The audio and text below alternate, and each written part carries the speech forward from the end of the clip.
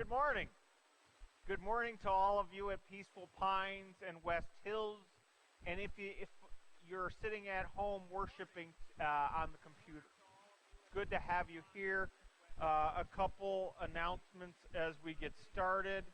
Just to remind you that on December 15th, we will have one service at 9:30 for our Christmas cantata, and we'll follow by a light brunch afterwards. Hope to see you then. And then it's this time of year where if you want to buy a poinsettia in memory or in honor of someone, you can do so in the church office. And Leanne will be in the church office on Monday. Let's take a moment and prepare our hearts and minds for worship.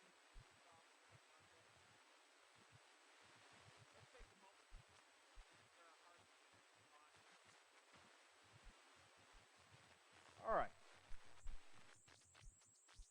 Dear God, as we begin our Advent pilgrimage, grant us the courage to hope for your presence, hope for your promise, hope to worship fully. Amen.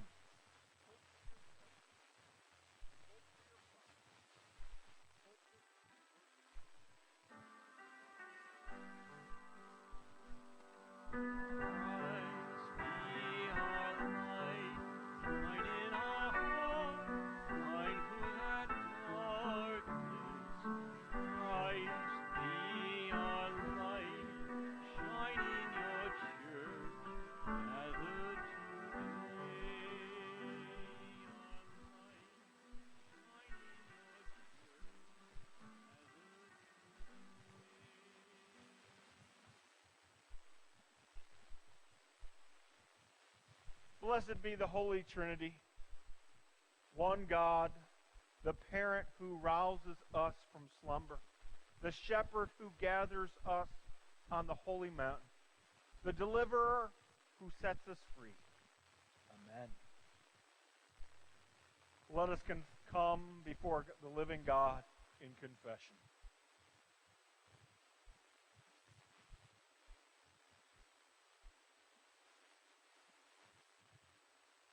As we wait and watch for the promised day of salvation.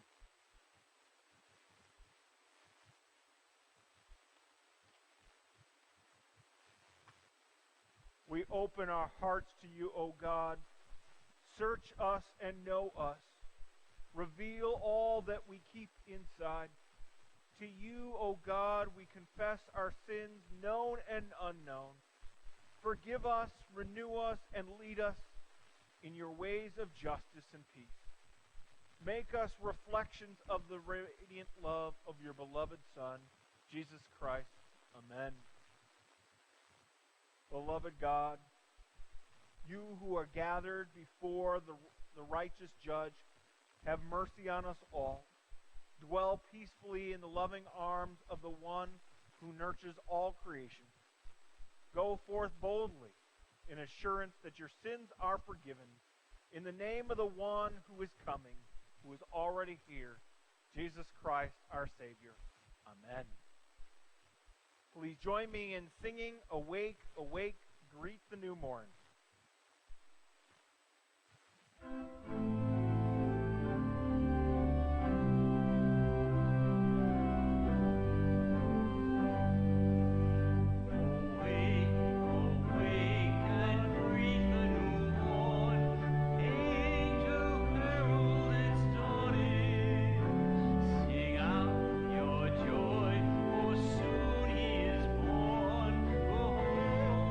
Child of our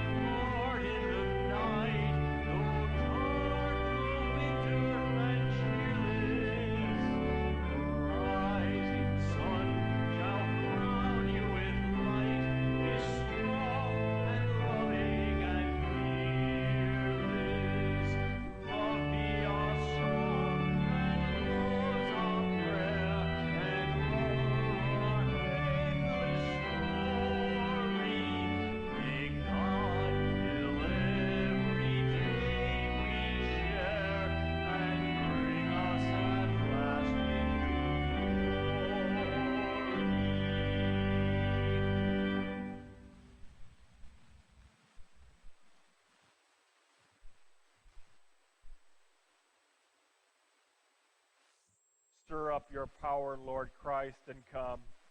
By your merciful protection, save us from the threatening dangers of our sins and enlighten our walk in the way of your salvation. For you live and reign with the Father and the Holy Spirit, one God, now and forever. Amen.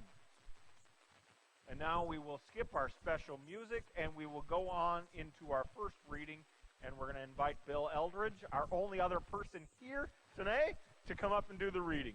And Kurt Guyman in the back.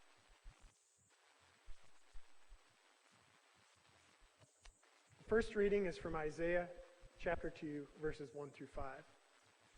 The word that Isaiah, son of Amos, saw concerning Judah and Jerusalem.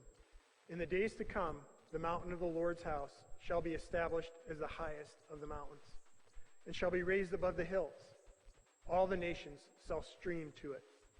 Many people shall come and say, Come, let us go up the mountain of the Lord, to the house of the God of Jacob, that he may teach us his ways, and that we may walk in his paths.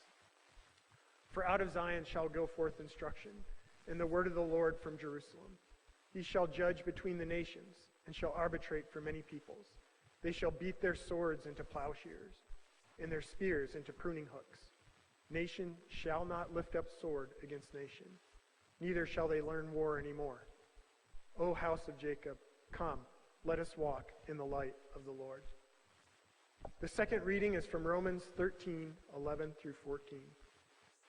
Besides this, you know what time it is. How is it now the moment for you to wake from sleep?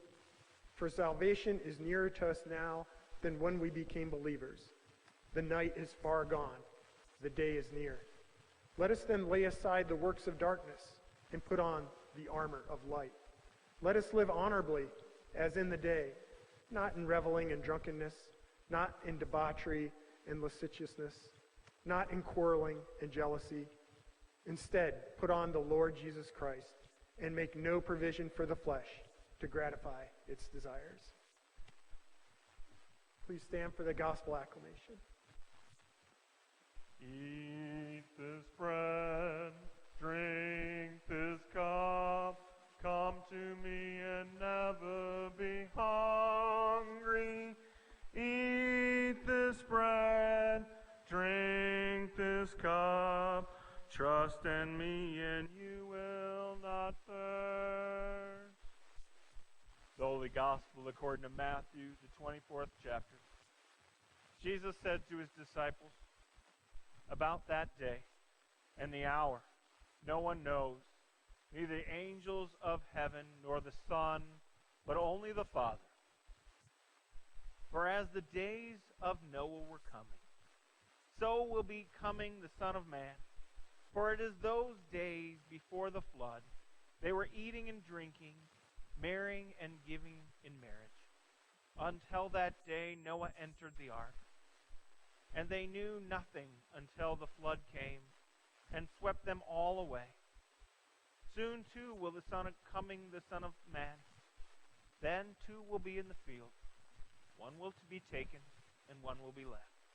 Two will be grinding meal together. One will be taken, and one will be left. Keep awake, therefore, for you do not know on what day your Lord is coming. But understand this, if the owner of the house had known in what part of the night the thief was coming, he would have stayed awake, and he would have not let his house be broken into. Therefore, you must also be ready, for the Son of Man is coming in an unexpected hour. Here is the gospel of the Lord. You may be seated, and we're going to go right into the sermon today. Let us pray. Gracious Lord, help us to hear your wisdom, your words. Help us to know you more fully. Be present in my speaking and open our ears to know you more. We pray this in your name. Amen. So during Advent, we're going to be using a worship resource. It's called Advent Conspiracies. How do we reclaim all that Advent is and not buy into some of the conspiracies that we think that Advent's supposed to be or Christmas is supposed to be? And today I'm going to focus on what does it mean to worship fully. And I think we're going to see some scriptures popping up on the screen. And some of them will try to help us. They're out of the scripture today that we read. And they're hoping to remind you that this is what it means to worship fully. Keep awake.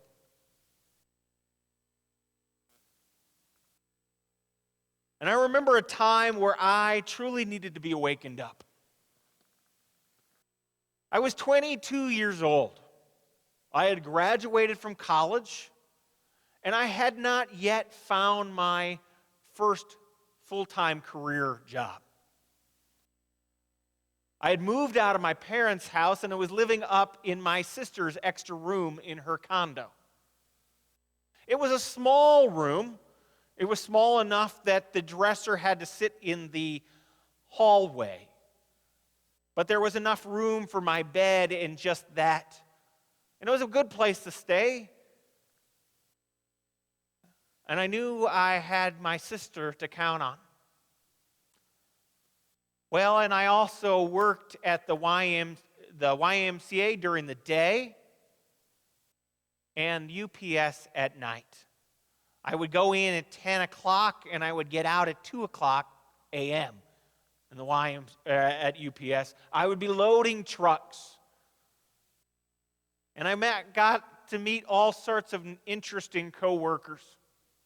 Some only lasted a very short period of time, and some lasted a long time.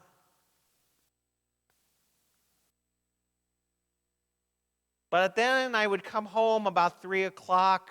At some point in time, I'd get to bed about 4 o'clock in the morning.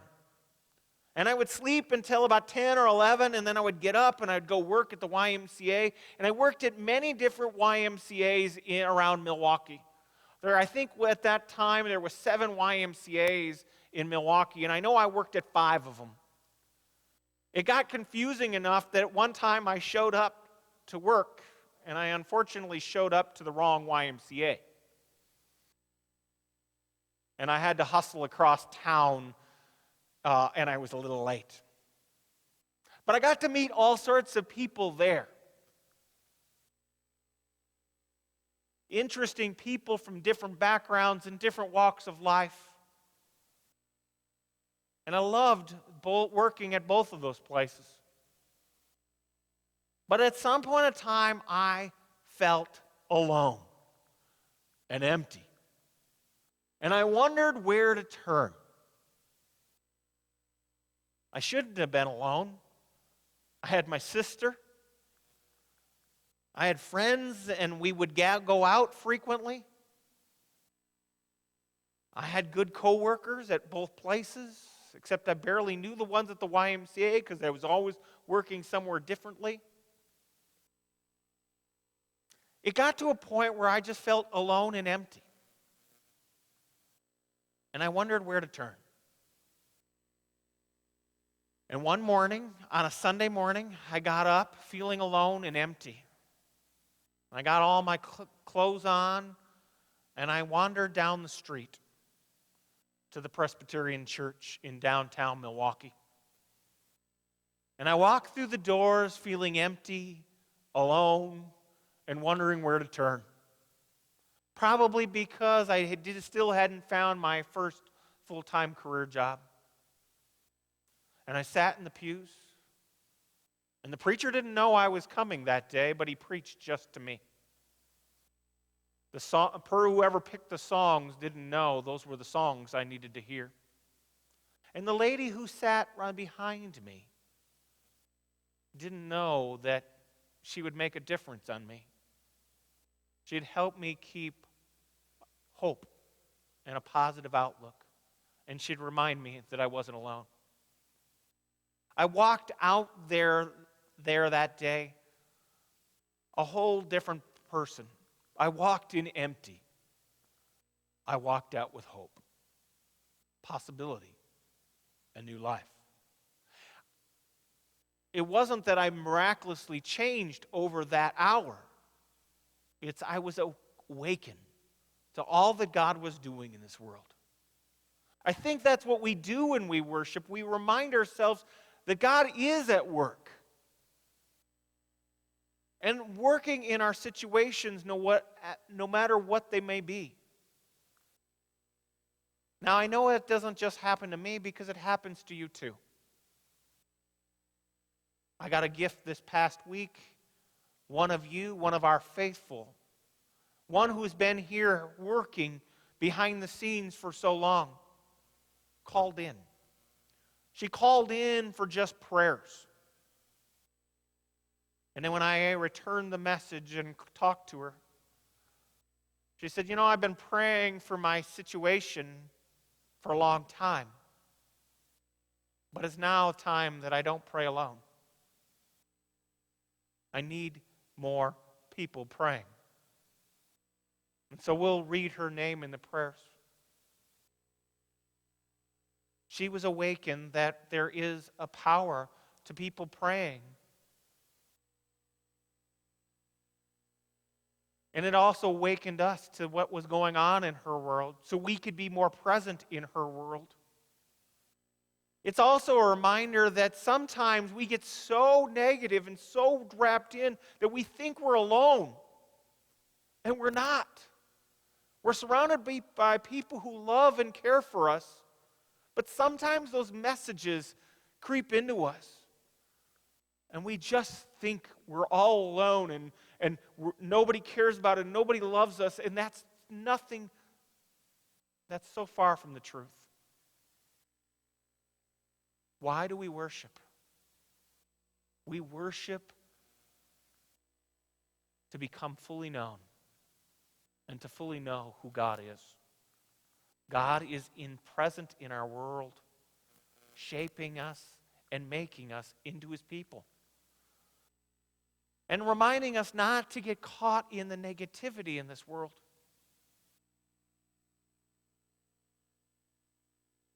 I'm amazed by you out there at Peaceful Pines and West Hills. I don't often get to address you fully in a sermon.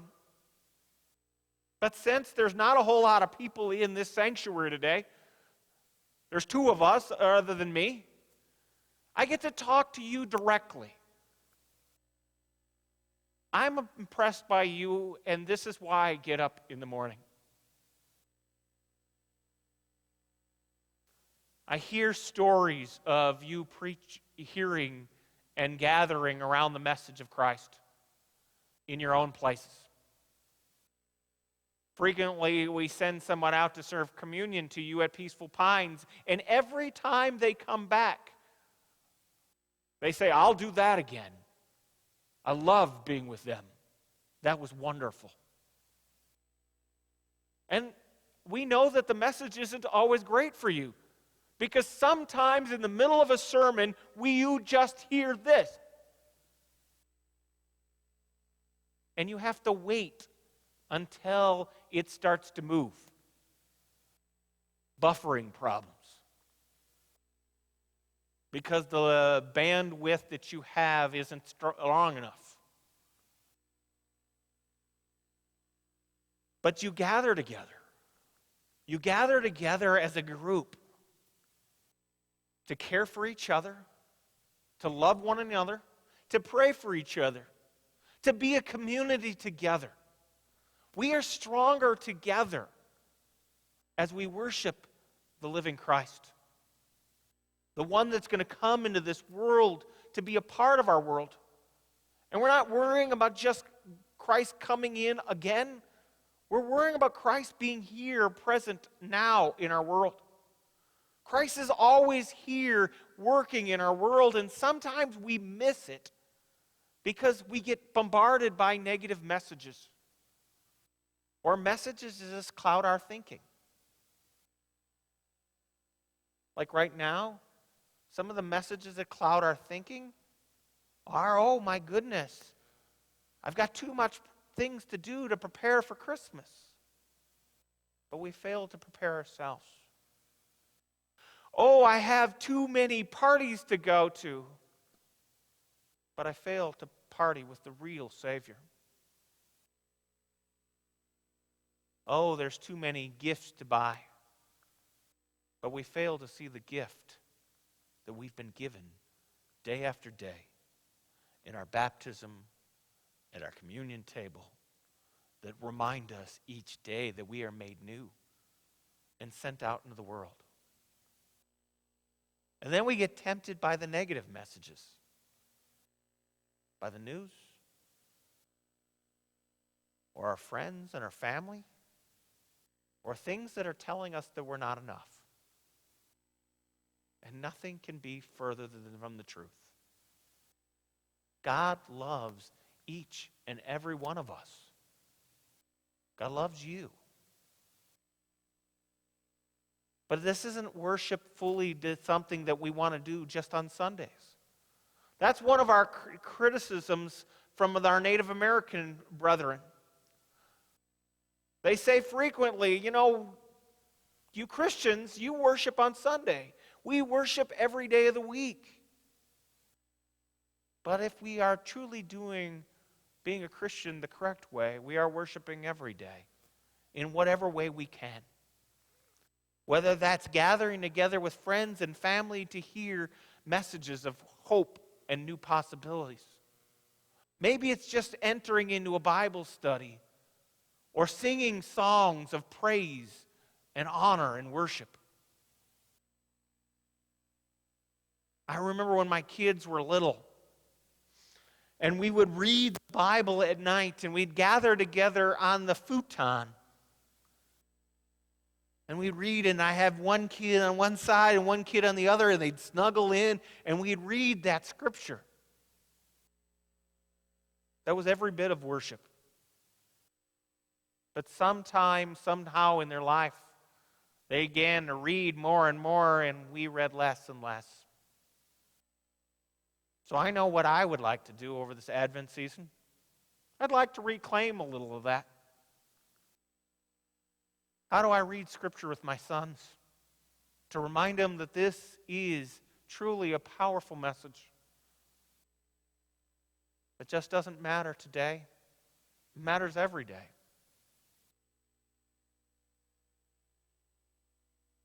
My hope in this Advent season is you figure out ways to worship fully.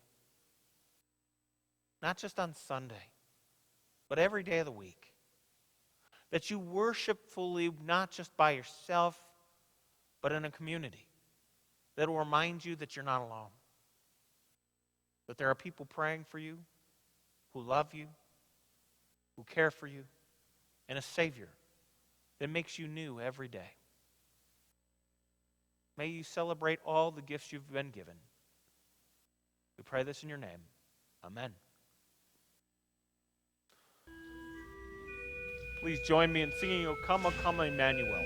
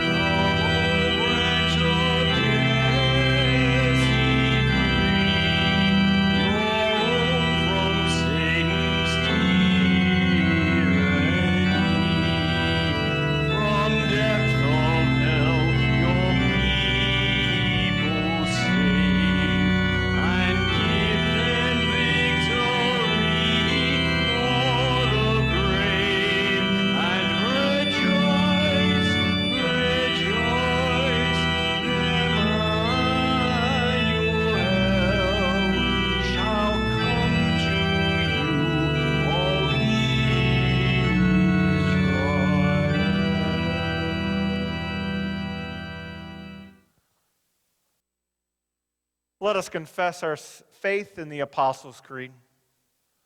I believe in God, the Father Almighty, creator of heaven and earth.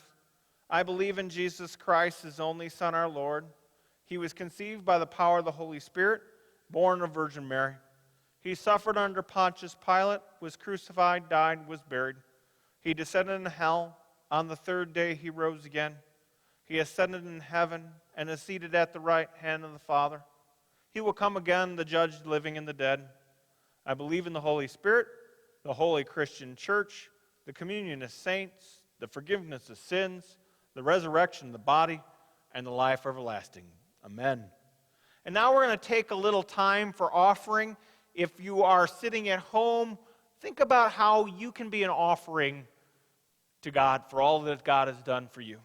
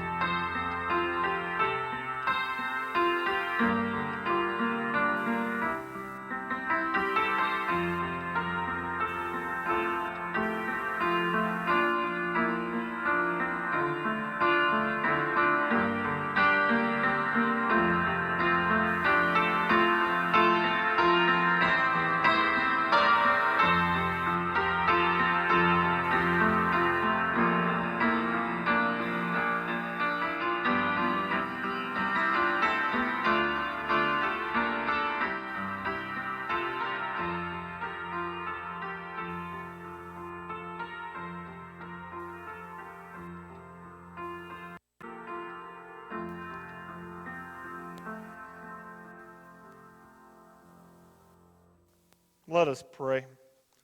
Gracious and merciful God, we thank you for all our gifts, our time, our talents, and our possessions. We know we are a people of blessings. May we use all the blessings in life to further your kingdom, both inside these walls and outside, wherever you're calling us to be. Lord, we pray. Amen. Please join me in the communion preparation. God in Christ breaks down walls that makes us strangers to ourselves and divides us from one another. We are the body of Christ, and around this table we enact our faith. The body broken is restored to wholeness. Grace poured out brings healing to our world. Christ has died. Christ is risen. Christ will come again. On the night betrayed, our Lord took bread, broke it, and gave thanks, and gave it to all to eat, saying, "Take and eat. This is my body, given for you. Do this in remembrance of me." Again after supper, he took the cup, gave it to all to drink, saying, "This cup is the new covenant, my blood, shed for you and for all people, for the forgiveness of sins. Do this in remembrance of me." For as often we eat of this bread and drink of this cup, we proclaim the Lord's presence here and now and for us. Now let us pray the words our Savior continues to teach us. Our Father, who art in heaven, hallowed be thy name. Thy kingdom come, thy will be done on earth as it is in heaven.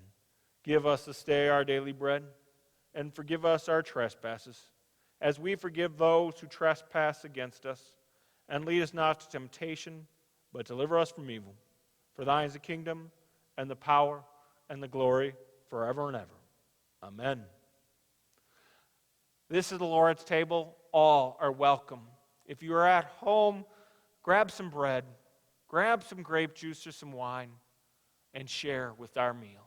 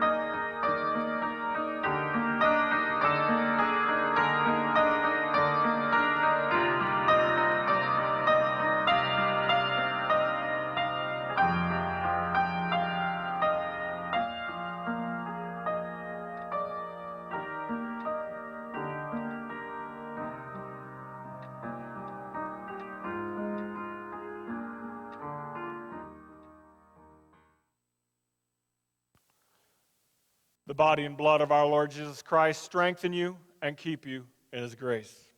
Amen. Let us pray. Gracious God, help us to be fully alive in you. Help us to drown out the negative messages that this world bombards us with. Help us to only know you. Lord, we know we have people who are shut in and wondering when the power is getting to turn back on, and our people who are having to travel and the roads don't look great. Be with all of them. Be with those who have heat and power to be outstretched arms of care and support to those who don't.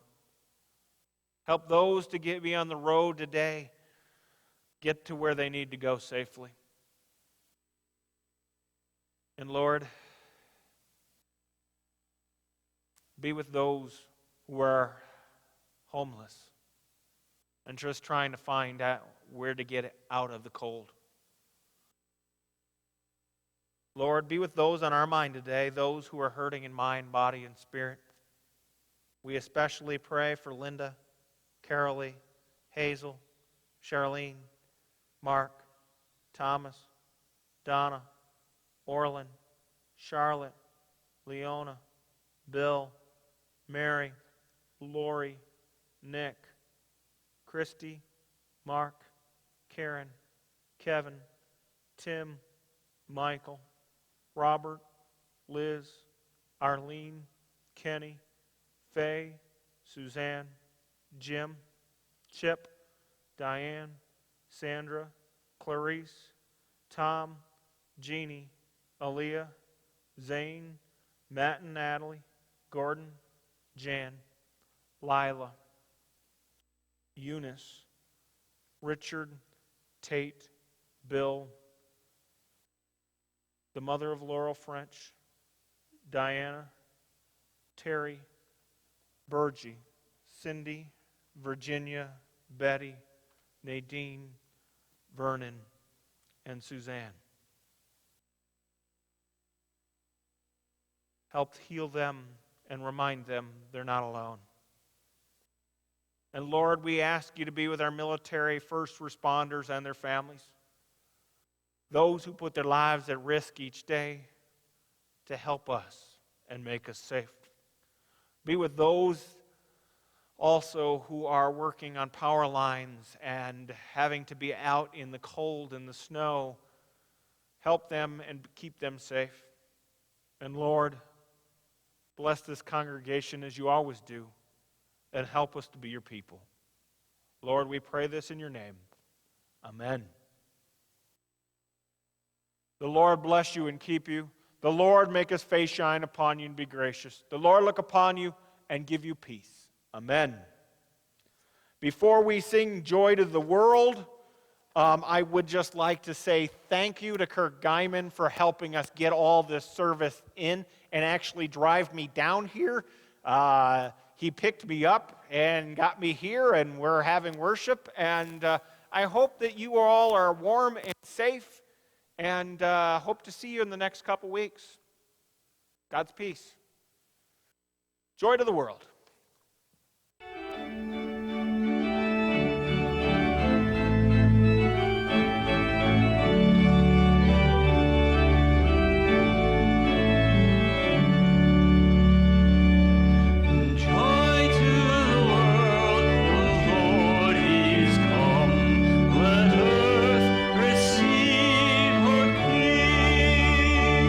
Let every heart prepare